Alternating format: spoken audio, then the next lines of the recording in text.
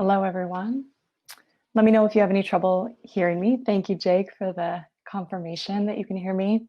My name is Emily Courtney. I direct the education programs here at SEI. It's uplifting to be here together with you guys today. At first, I have the great honor of introducing Vien. I'm going to introduce myself because today is my only time together with you during orientation, but I do want to give you an invitation to reach out.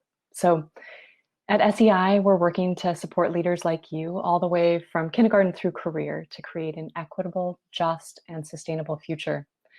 And I'm so honored to be in the position of introducing Vien Truong, who is a leader who is working to create a thriving green economy for all.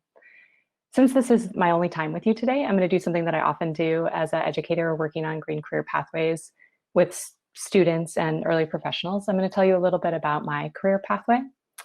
I want to invite you, if you have similar interests or you feel like our visions for our work lives intersect or align, I might know people that you would like to get to know, please reach out to me. After this, I'll send you my email address in the chat.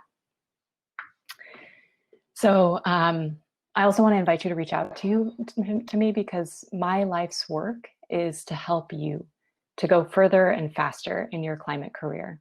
So please do use me as a resource and reach out if you think that I might be able to be of assistance. I'm in this work because I was born and raised in East Oakland, immersed in and a witness to the pain and the stress that comes from multi-generational poverty that is a direct result of systemic racism. I'm also here in this work because my peak learning experiences, the times that I felt most connected with my peers and engaged in my learning, were when I was outside and doing real world work. So in my career, I've strived to bring together the goals of economic empowerment and environmental protection through green career education and workforce development.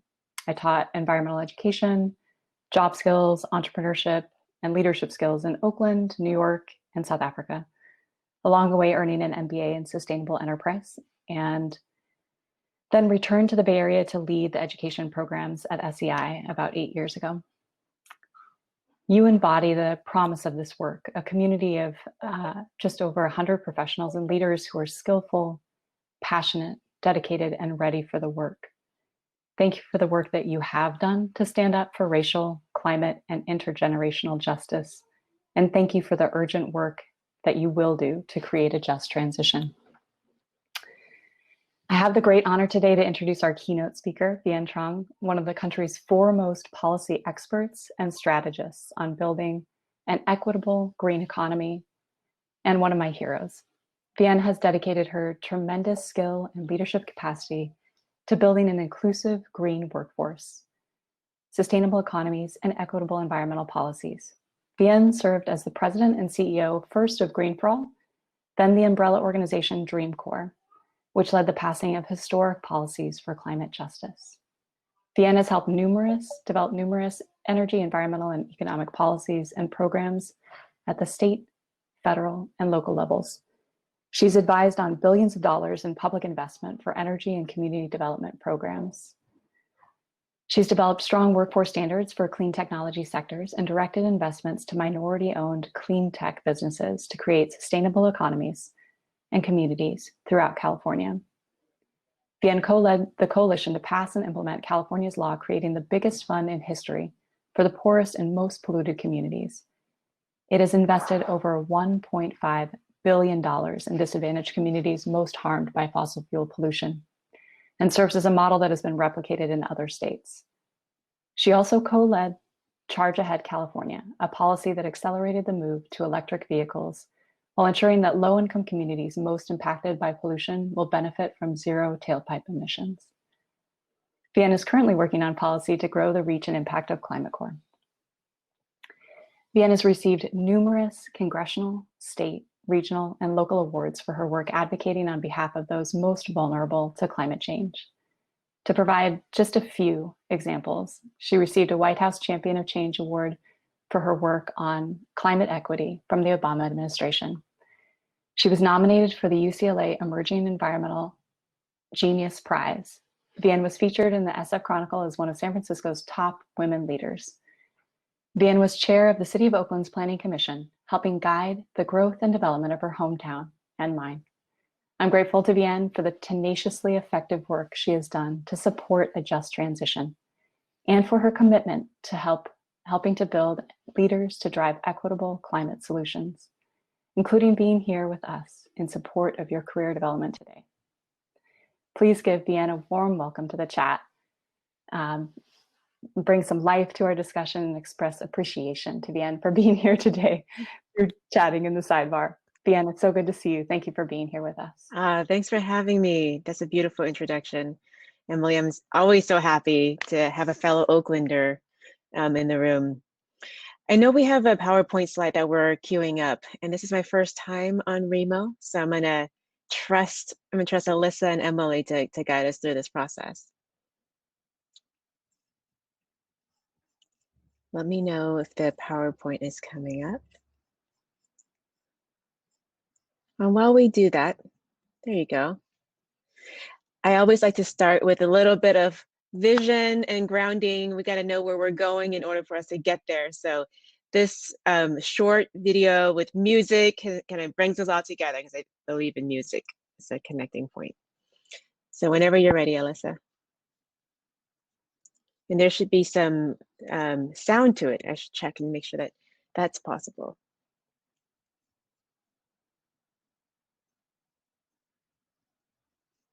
We don't need to start over at all, Alyssa, but if you can play one on that, that'd be great. There we go.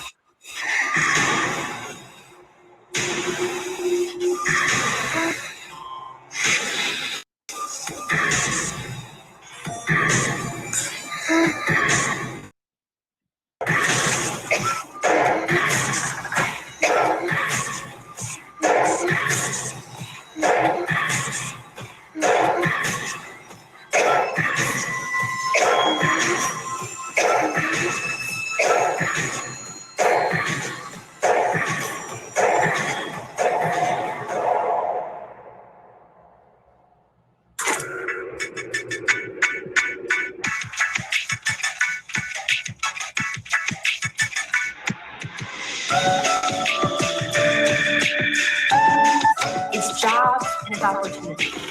Weatherizing homes, putting up solar panels, and building wind farms. Clean, green manufacturing. Millions of new jobs that put people to work in their own communities. Millions of new jobs that provide opportunities for people that have been left out of the old economy. That is the promise of a green economy.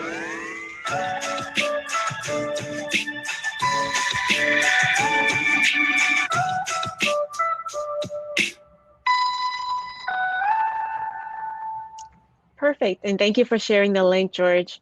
Alyssa, we can go to the next slide. For folks who want to see it from the beginning, there's the link that George Spencer just shared.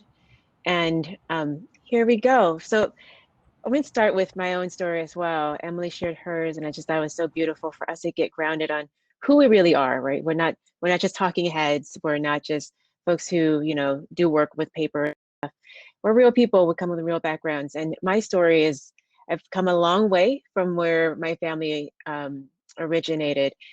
This is a picture of my mom and dad right in the middle of the picture, and surrounded by 9 of his 11 kids ultimately. And while you don't see me in the picture, I'm in my mom's belly. She's 44 and she's pregnant with me. And they took this picture right at the end of the Vietnam War when they had no money, but it was the only way they can capture a memory just in case the next trip that they were going to embark on, if they didn't make it all back, they would have a memory of it. And the trip that they were embarking on was to get on a little boat to get from Vietnam to go anywhere but there, right? The bombs were falling out of the sky. There really wasn't a safe place to raise kids, much less 11 kids. And so my mom and dad decided that they were going to pack us all up and move us out of there.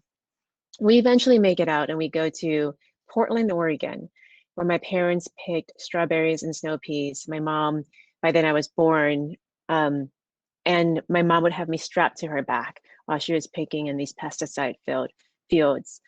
And you know, it was much nicer than Vietnam, and we would have probably stayed there forever if it wasn't for the fact that my grandma started getting dementia. And when that happened, we decided that we had to find family to support her. So that's how we got to Oakland. And the only jobs that my parents, who never went to school a day in their lives, they were illiterate in English and in any language. They couldn't write, and my mom couldn't read any written word at all. The only jobs I could find was in sweatshops. And so there they were, 11 kids in Oakland, trying to make it work with $18,000 a year. And $18,000 a year back in the 1980s wasn't much more than it is now. And they struggled a lot. There was no healthcare. There was no basic stuff, right? There was no going to the doctors or a dentist. And for us, my mom's biggest dream for me was always get out of Oakland. She didn't even know what that meant, but just get out of here, because it's just filled with a lot of random violence. And for me, I was like, but this is home. This is where all my friends are. This is my beloved community. And I didn't quite understand it until I went to college. And I did make it to college. I went to Cal, of course, as every good Bay Area kid goes to Cal. And when I got there, I realized that even though it was just right next door to Oakland, the conditions were so dramatically different. I mean, I had salad all day, as much as I wanted. Like, that was a big thing for me. I was like, oh my God, there's green stuff I can eat without having to regulate myself. These little perks were things that people took for granted. And I just realized, like, oh, this is a whole new world. I mean, I got to read books. I got to, study things that I never got to learn before. And for me, it was like a game changer. And it was also when I decided that my goal in life wasn't really to escape Oakland, but it was to understand what the tools were that I can acquire while I was at Berkeley, and to bring them back home to Oakland, and to begin changing the things that were fundamentally unfair and unjust, and not only for Oakland, but for cities that look like Oakland. So next slide, please.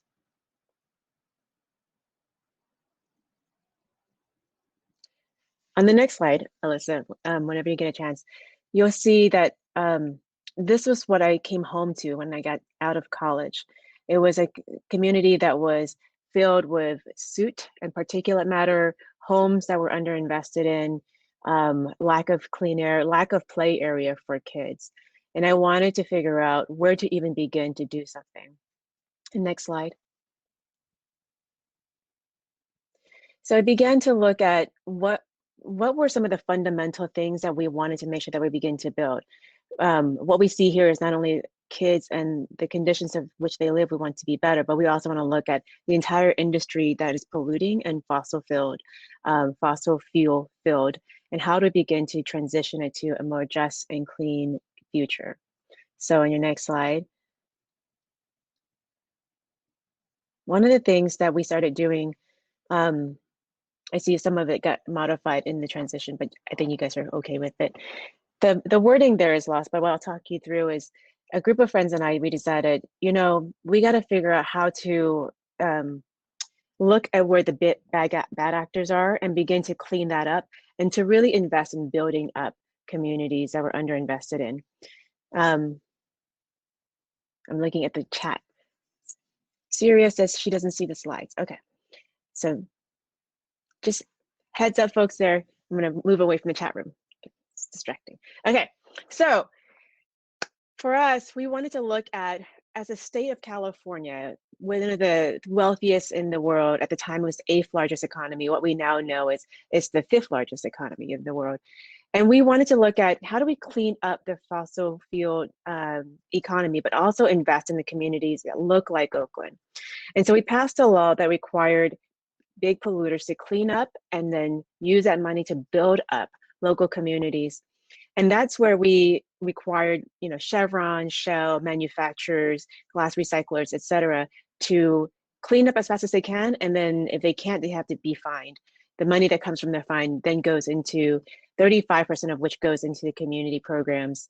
And in the next slide, what we did is we worked with the community members, and we did a year of organizing research to ask, are the programs that matters most to you? What are the issues that are the most important in your community? What is going to help improve the quality of your life and reduce the cost of living at the same time? And what the community told us was these programs that they listed here. There's clean energy, affordable housing near transit, urban forestry, public transit, making sure we're connecting transit systems and intercity rails. These are the programs that were going to actually increase mobility, reduce the cost of living. And for folks who live in California in places that look like a very urban area, as much as a third or even a half of your monthly cost actually goes to transportation. It's significant. And electricity, especially these days, are actually increasingly expensive. We look at places like Fresno, the cost of a utility bill could be as high as $200 a month. It's quite significant. And so for us, when we went around the state, we also got to learn what were the issues happening in those states and how do we create programs with community members. And one of the programs that we created here, I'll say, is we got a family in Fresno, free solar, and her name is Maria Zavala. She heard about the program, she applied for it, she got it. We went out there with our partners, they installed free solar on her rooftop. Her electricity bill went from $200 on average in Fresno to $1.50 overnight, which is essentially the cost of a soda, right?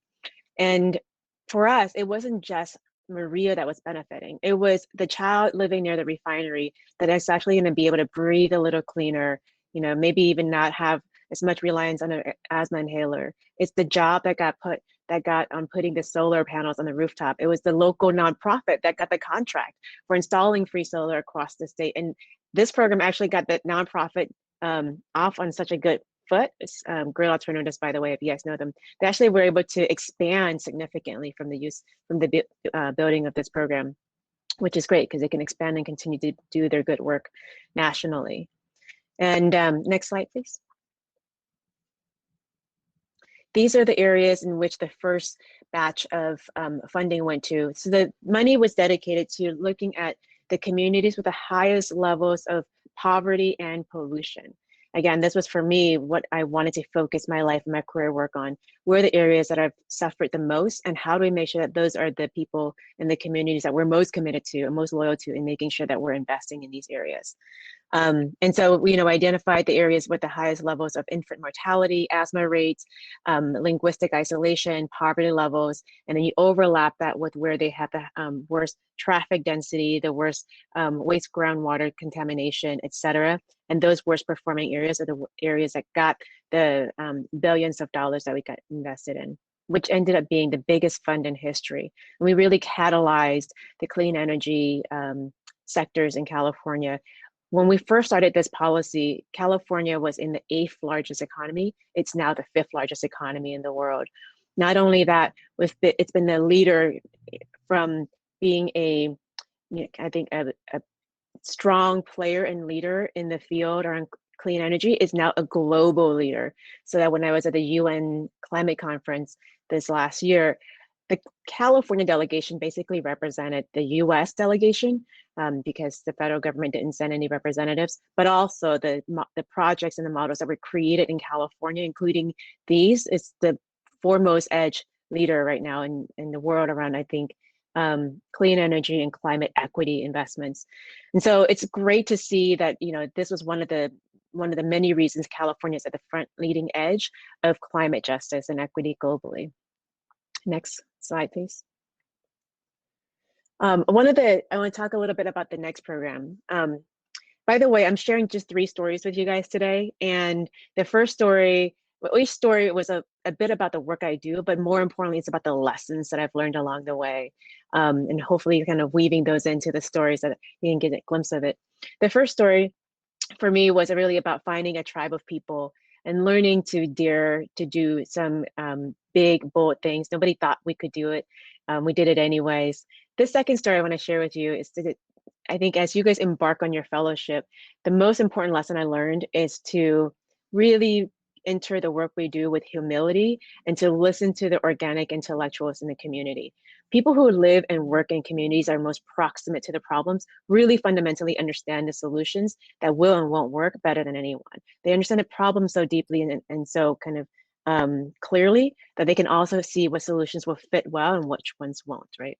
And for me, that was highlighted by this example of working with Mayor Ray Leon, who is in Huron, California. So after we got the first policy passed and it became the largest fund in history to help communities green up, a lot of folks came to us and said, well, let's spend the money here, let's spend the money there, let's do all of this, things. I mean, from like, I got people who wanted to help me to help them fund solar pools, like solar heated pools. There's a lot of things out there that people were trying to get me to support.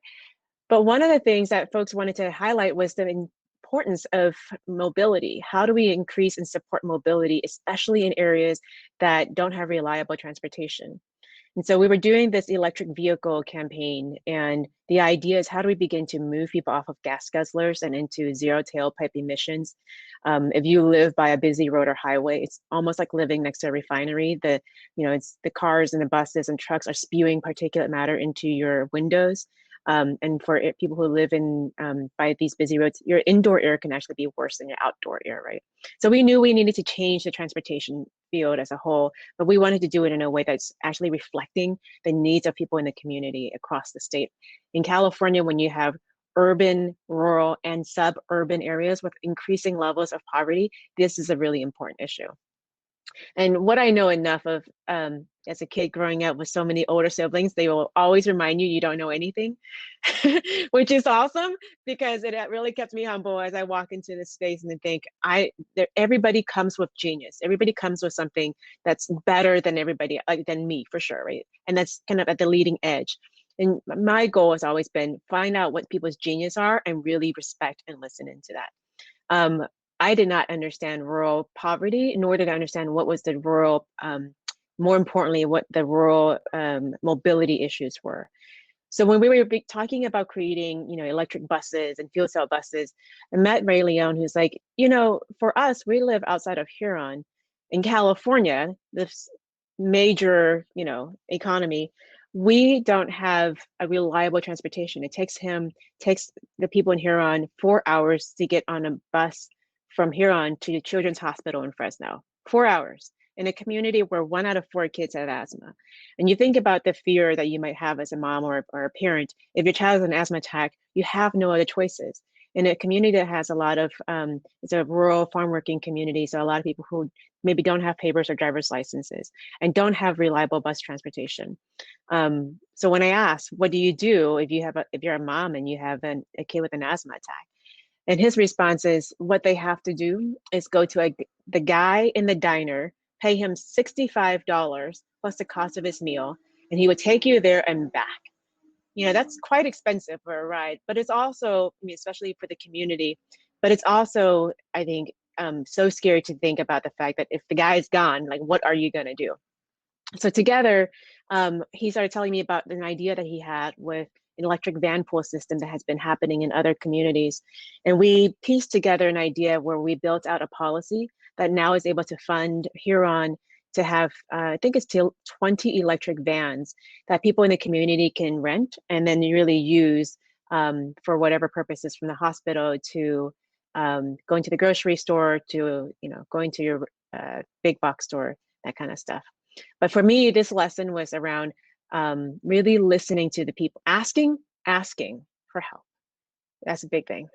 Asking for people who live and work in the community who are expertise, respecting their intellectual, their organic intellectualism, and then making sure that we actually work together. This is not charity. This is not us trying to come in and save the day. This is us coming in to say, this is what we're trying to do. How can we work together? Does it make sense for us to work together on any of this? I'm happy to say that his story got featured in the New York Times. And if you guys are interested, the video on the model for the Raiteros program is also on YouTube. If you Google Green for All and Ray Leon, it'll come up. Next slide, please.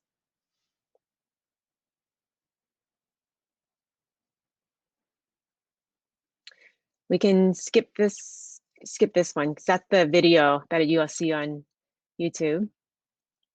He tells the story even better, so I encourage you guys to listen to it. Was that the end of the slides?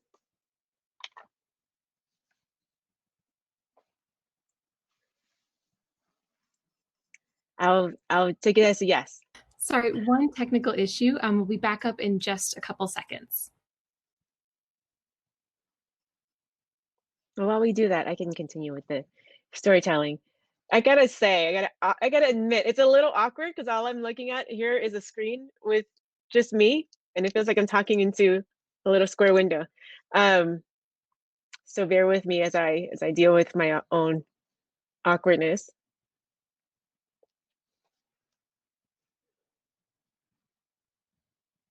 So while she's putting that up, I will tee you guys up to say the next story I want to share with you guys is my own evolution in thinking around how do we actually do more and faster. I think the ongoing piece is learning is never finite. And part of the work that I've learned to do is to always look around me for people who are smarter and always continue to develop my own learning edge. So after the first policy got passed and we were allocating and now 35% of the total revenues from this program of cap and trade, cap and invest to go into low-income communities, I was talking to one of my friends who's running one of the larger CDFIs in California, Enterprise Community Partners. And I was talking to her about, a struggle that I have knowing that the money that we raise are not going to be enough. It's just never going to be enough money to solve really the problems that we need. And what can we do together? And her response was, she has an expertise in finance that I don't. And she knew that there's a way that you can couple public and private monies together to really make a dollar stretch. And for me, this just blew my mind. And it really tapped into something that I've been thinking deeply about, which is how do we begin to move from addressing poverty as income inequality to wealth inequality, right? When you think about income, it's how much money you have coming in every month. When it's wealth, it's about how do we begin to stop the systemic and intergenerational levels of poverty to really help us build the assets and the net worth of an entire family so that we can really begin to stop multi-generational poverty, really begin to look at how do we invest in a community holistically in improving the quality of its life. So together we developed the idea around transformative climate communities that got passed into law by these amazing organizations, the Green Lining Institute and APEN. And the work that this model is how do you make sure that you're bringing funding together for a community to develop its own vision for what they want to see, right? For too often, policy is done to people, without the community. And again, I feel fundamentally committed to the idea that people who are in the community should really lead on the vision of what they see that is the problem and the future that they want to build here, right? Every community has a different level of values, priorities, and needs. And so we wanted to support what the community identifies as the solution. And here, if you go on the website, Transformative Climate Communities, you'll see that we're now in our 4th round. Oakland made it into the last round, I'm happy to say. And communities get a pot of money to develop their plan and their vision. If it meets triple bottom lines and is competitive, they get funding to invest in implementing that vision with your public sector partners, with your businesses in the local communities. And the projects they created are on the next slide. As an example, so here, each of these columns really represent an entire city and communities projects. So it's the Fresno projects, for instance, they have affordable housing and solar trees. When you look at the middle column, which one is this again? Was this Watts? Watts is on your right. Why am I not seeing the name of this city in the middle? Well, the one in the middle used urban greening, health and well-being, job training. The name is going to come to me in a minute, I'm sure. And then Watts, we're looking at affordable electric van pool, new trees, etc. So for us, when you look at this, it's a way for us to begin to be even smarter with less public dollars. You can stretch it even further. And the reason I wanted to share it with you guys is, one, I had no idea what financing looked like in the public sphere matched with private sector money. I did not understand until this project how to create a capital stack of public money, philanthropy, and then CDFI, and then market rate funds and financing. And through this project of reaching out and asking for folks' help, I think it was really for me a learning lesson that none of us do this work by ourselves. You know, my friend and I, Heather and I came together to develop the idea, but this law was really passed into existence by the Greenlining Institute and APEN. And then, you know, it's implemented by a whole new set of people in the community in visioning and creating and making all of this a reality. And for me, it's always a testament, like no policy is ever done by yourself. No project is really done in isolation. And to be done well, you have to do it with the community and with the community expertise. So next slide.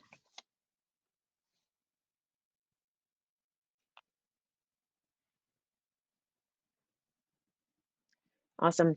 This is, I think, my last slide, and we're just gonna let it rest here for a second. And for me, I've always thought,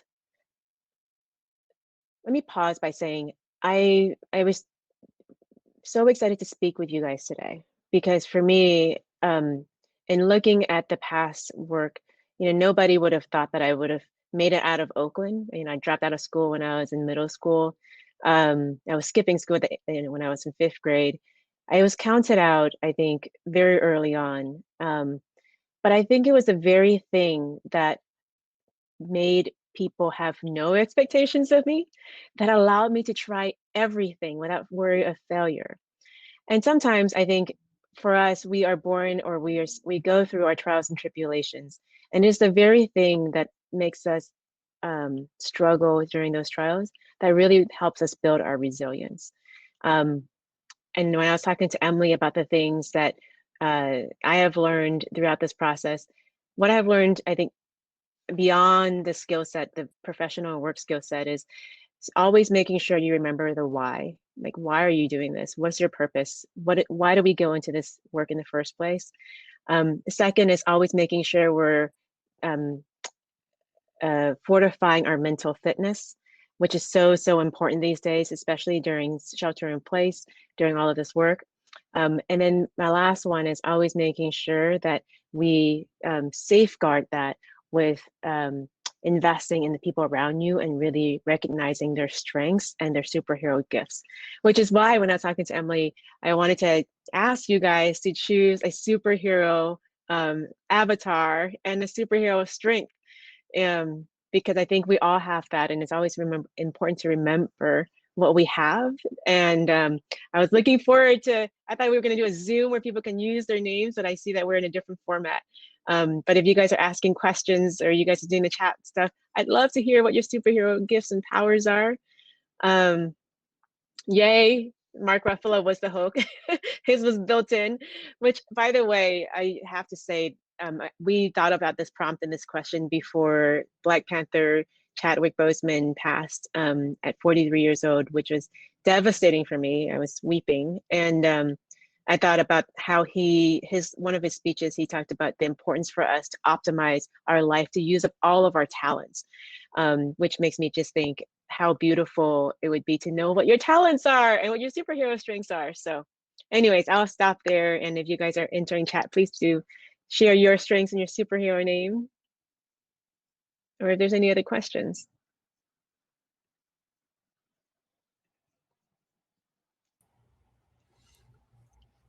Thank you so much, Vien. It is a true pleasure and honor to have you with us. I do want to direct fellows to use our Q&A function and or our chat. It looks like we have a few sharing their power. Are you able to view that, Vien? Musical healing, superpower. Optimal. I like optimal. Questionator. Cultivator of conversation. Yes. We need your help right now. We need to build across people and have conversations to build community. Okay, I want to be friends with Max, who is an amazing cook, apparently. And I don't cook at all. Yay, Jasmine, Mystique, adaptability to change, enthusiasms and smiles. I love it. I was really thinking that if we were going to do this, I would say if we're friends, I would have made you guys like put superhero like around you, and just to remember, like to celebrate your superhero gifts every time I see you on Zoom. That's what I do to my friends. I always say I think my superhero gift is always seeing people's gifts and their shine, and just like celebrating their spark, their gold. I always like to make people feel like that I can see their glory, even if they don't sometimes. I feel like, Alexis, you and I have that in common.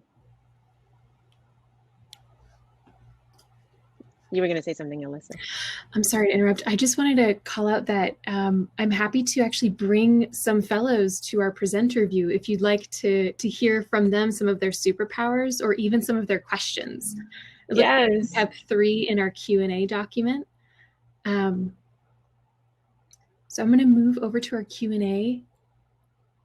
Cool. We actually have a top question Mm-hmm. for you, Vien. It is anonymous, so I cannot add this person to our chat, but the question is, what do you think is the biggest opportunity to advance climate equity in the next 5 years? We're going to be seeing huge investments in climate equity in the next 5 years. And all of the commitments that we're hearing from the presidential nominee on the Democratic side to state governors across the sector, to the urgency that we're seeing around the science and the amount of public pressure to private companies. They're going to be investing. The low estimate is, what did I hear yesterday? 5 billion. Which is very, very low. I think we're really talking about the high, like at least 5 times that amount of money, which is why I get invited now a lot to kind of talk to companies about how to incorporate justice into this conversation. Now, I think it's the biggest opportunity. I also think it's the biggest threat. You know, we now have the right, the moral arc of the universe, the right side of pressure around justice to push us towards equity. It's too easy for people to wait to give it lip service and then not really to do equity really. And then the moment passes us, right? So I think what I would worry about is the amount of investments that we're seeing in climate equity really get mismanaged, and in the worst case scenario, perversed, to actually be used to greenwash companies or to even advance or create even bigger wealth inequality. So when I think about, for instance, the fact that, you know, there was a viral picture today or yesterday that was sent around with 2 little girls that was outside of Taco Bell trying to get Wi-Fi in order for them to do their homework. And at the same time, you know, we have entire communities that now are offline and able to kind of, you know, be even better off in some ways, right? I think that those are snapshots of what we have to begin to understand. And the work that you guys are doing is really being a bridge to communities. And that's really, I think, one of the most important things I can imagine, and what gives me hope. Yeah. Thank you, Vien. I want to call out, we have another question from Max, and I actually am going to invite you, Max, to our stage. Feel free to turn on your video or audio, or decline if you are uncomfortable speaking, but you have just received an invitation.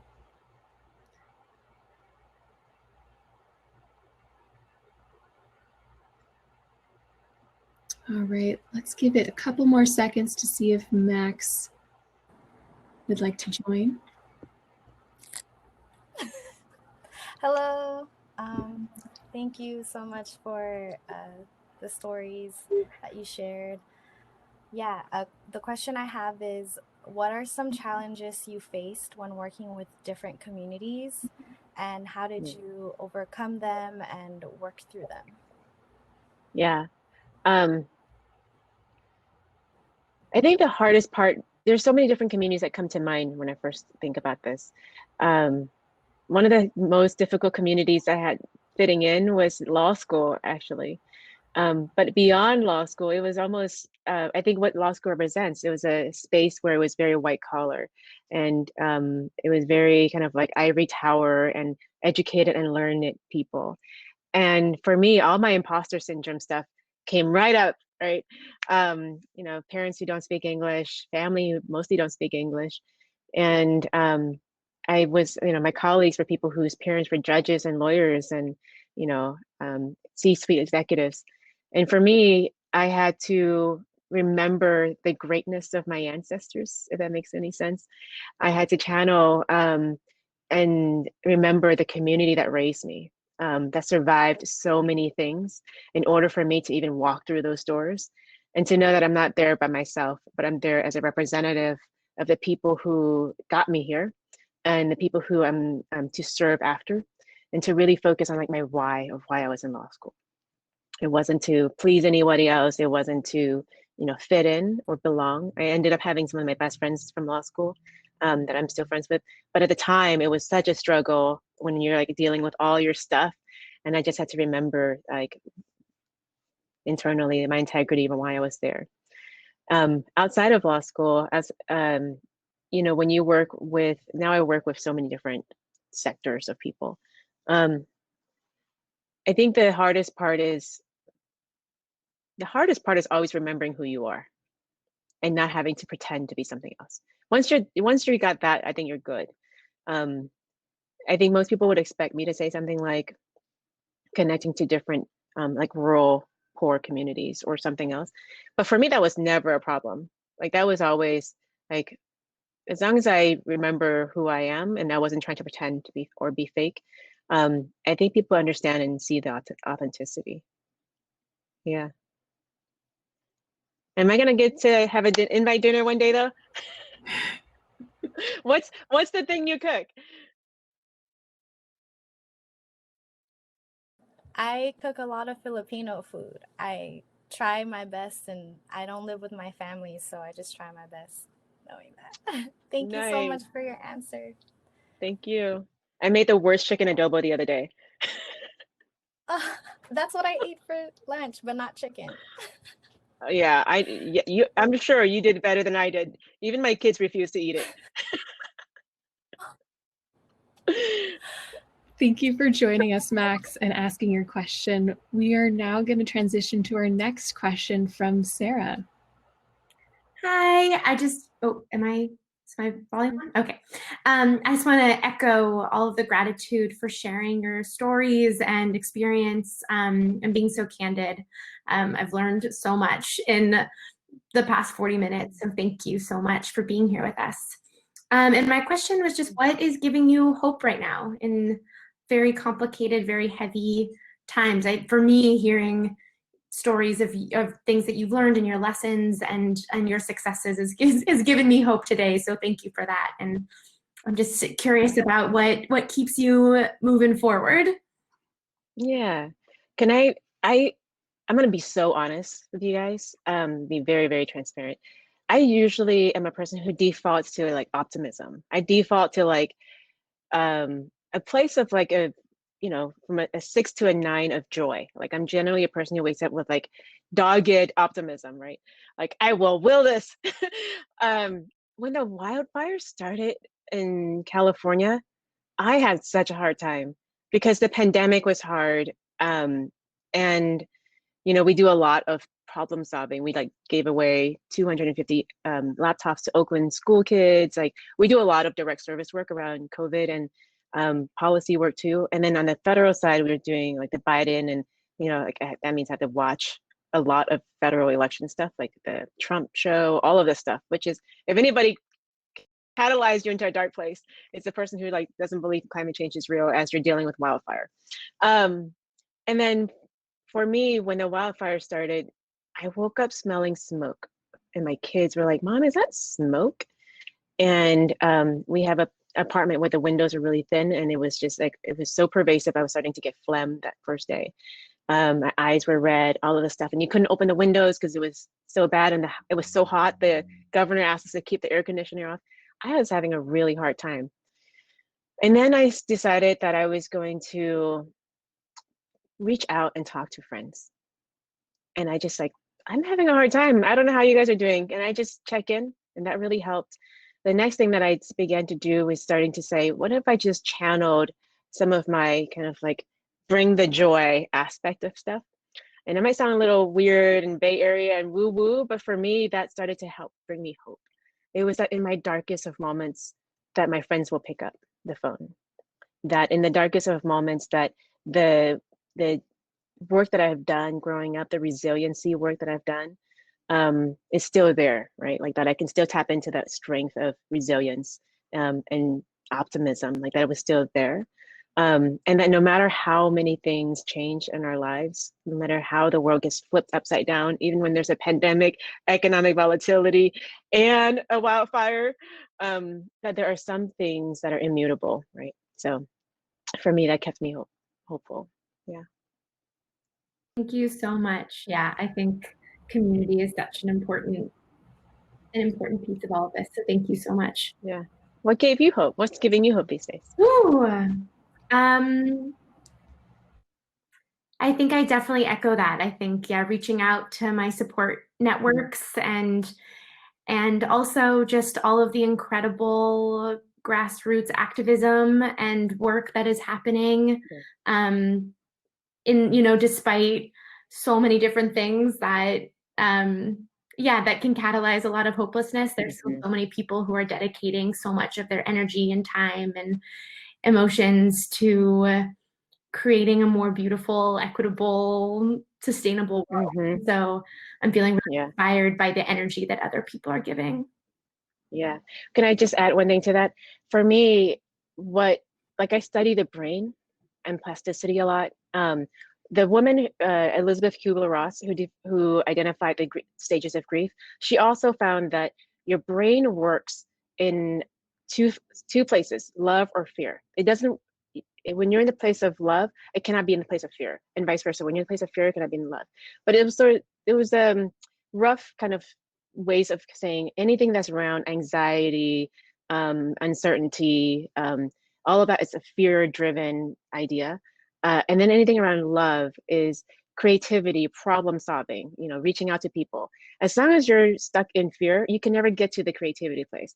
And for the work that we do, we have to channel the connection. We have to channel the hope in order for us to do our work.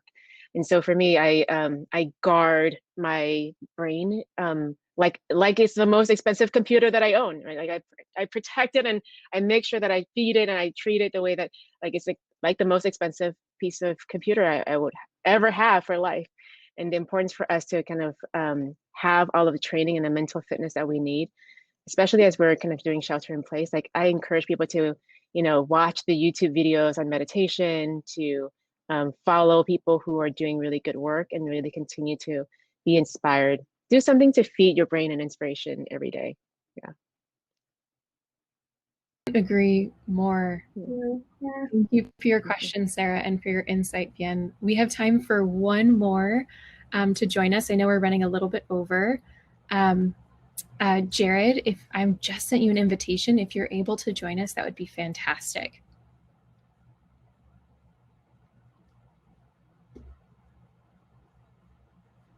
Can you hear me and see me? Yes. Great. Thank you for your presentation. I won't take too long because I really just kind of wanted to ask you, what can we do to better understand the dynamics of the communities that we're working in during this time of shelter in place?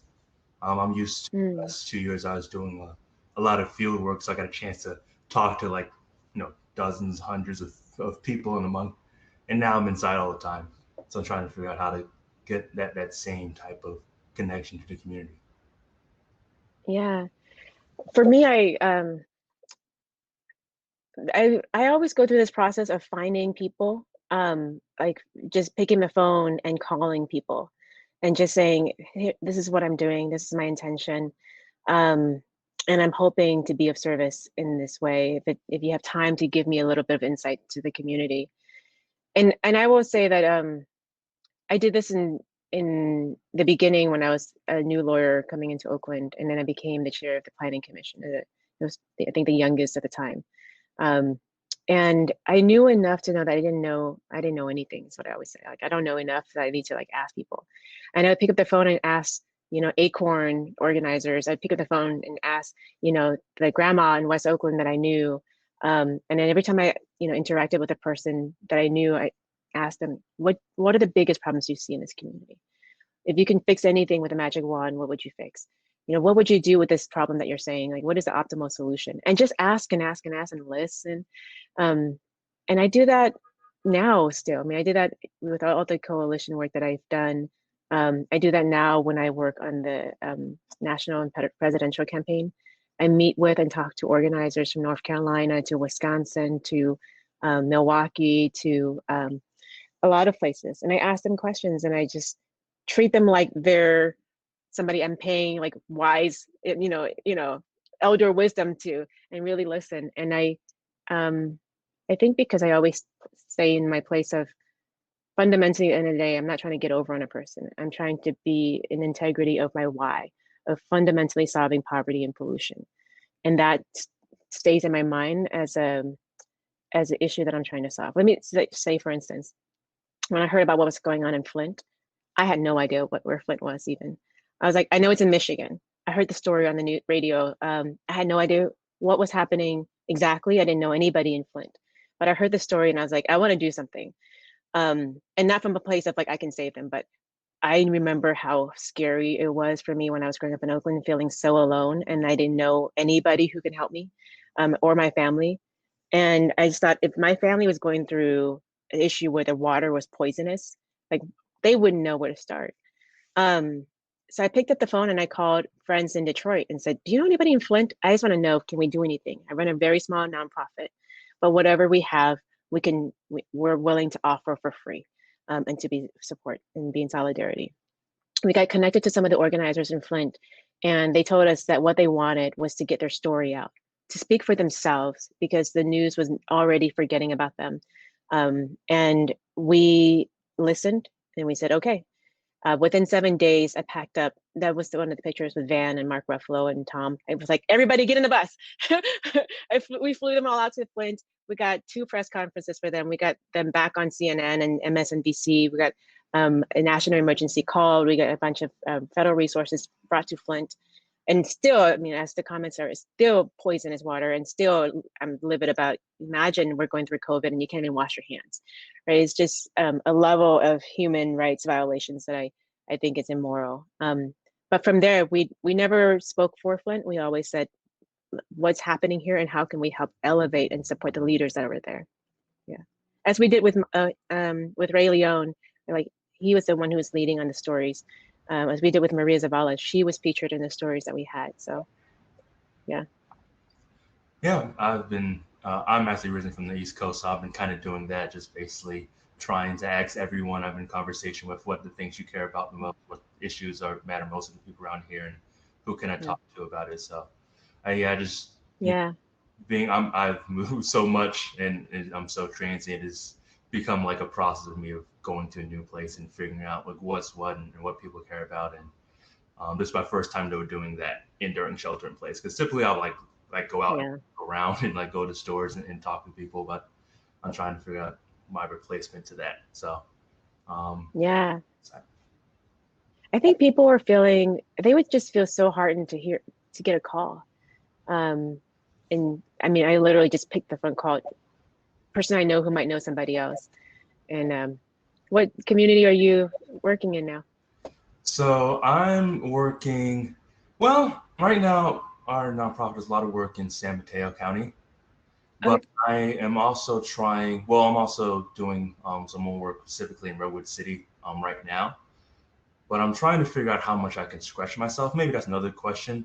Like, how many communities can you really work in and be connected to the community? I don't think there's a number. I think it's a question of the depth at which you want to work and the project that's doing the work.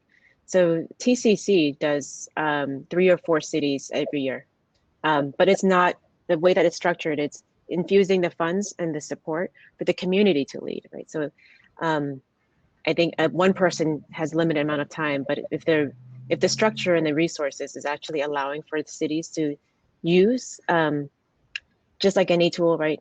You know, if one person can be, this is a crude analogy I'm making up on top of my mind, but if one person can be like a handyman and they can only go to 3 apartments a day. I'm looking around the apartments.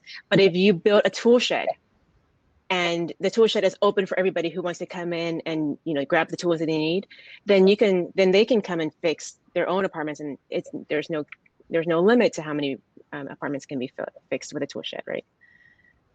Yeah.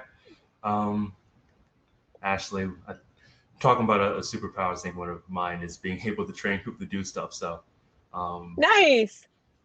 What's your name? What's your superhero name? So actually, I did change on the spot. Originally, I was thinking of patience, but yours reminded me of like my actual work. Before I had Mr. Stoic for patience, because I'm really good at allowing folks to speak and make mistakes without making too much judgment on them. But going back through and thinking about like the things I've actually done in my work and what I got my most compliments on has been able to train people and work with them individually. Nice. So this is going to be important, because if we're going to make change, we got to have more good people out there, and folks need help training. They don't know where to start, right? And so I'm so glad you're helping to do that. Nice. And you can still be stoic while you do it. Yep.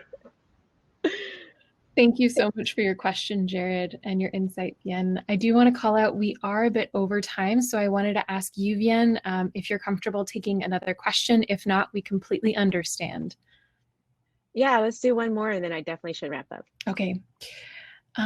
We did have a question from Becca, which I no longer see in our Q&A, but I'm going to go ahead and invite Becca to the stage.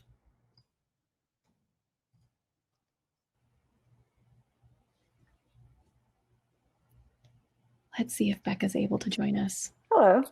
Hey, Becca. Thank you so much for sharing all that you've done. And I've really connected with kind of what you were saying about the importance of solidarity over charity. And especially like as someone also from Oakland, kind of coming back and trying to figure out like how I can get involved and help out. My question is about kind of as you've been talking about, in the world that we live in, the importance of finances and like getting the monetary help that you need to create programs. So my question is kind of like, how can we work towards wealth and resource equity and justice within this like capitalistic system that we have, while at the same time working to dismantle the system that by definition perpetuates that inequality? Yeah, there's a great book written by Rebecca Henderson about reimagining capitalism. And it's really centered around how capitalism can actually be kind of changed away from its gross kind of run amok nature to focusing on how we can begin to look at evolving the systems that we have. And I will say that I think not all companies are evil. And we do need to make sure that our private sector is actually improving as much as we can.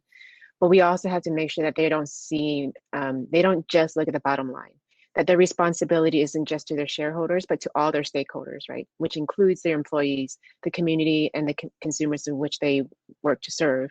And making sure that it's really looking at the triple bottom line benefits. And more companies are beginning to do that. So I'm on the board of directors for Ceres, which, by the way, I'm hosting a conversation next week with some of the most amazing civil rights leaders. And we're having a conversation about the use of private sector funds and investments to really do good. And there is a lot of great examples out there, right? So I would encourage doing that. And there's an organization that's young economists who are doing the work. Microsoft just collaborated with the largest minority firm to create a $250 million investment fund to support Black and Brown businesses. So there's a lot of kind of good insights there. Yeah, I will say that's the one thing on solidarity versus charity. My favorite quote around that is from the Aboriginal leader and artist, Watson, and her last name is Watson. And it says, if you're here because you want help, stop because I don't have the time. If you're here to help me, stop, you're wasting your time. But if you're here because you see your future is interdependent with mine, then let us work together. And that is what I think we're all working for. That's beautiful. Thank you so much. Thank you. Thank you. so much, Becca, for your question, and Vien for staying on extra after time. Thank you again for your wonderful, insightful presentation and sharing your expertise with our Climate Corps fellows. Hopefully, the wisdom you've shared will help them throughout their next fellowship and future career as our future climate avengers. Yay. I love it. Go Climate Avengers. Yay. Thanks, Emily, for having me. Thank you so much, Thanks, Vien. everybody. Great Thank work. you. Really appreciate it. Bye. Have a great day. Thanks. Bye.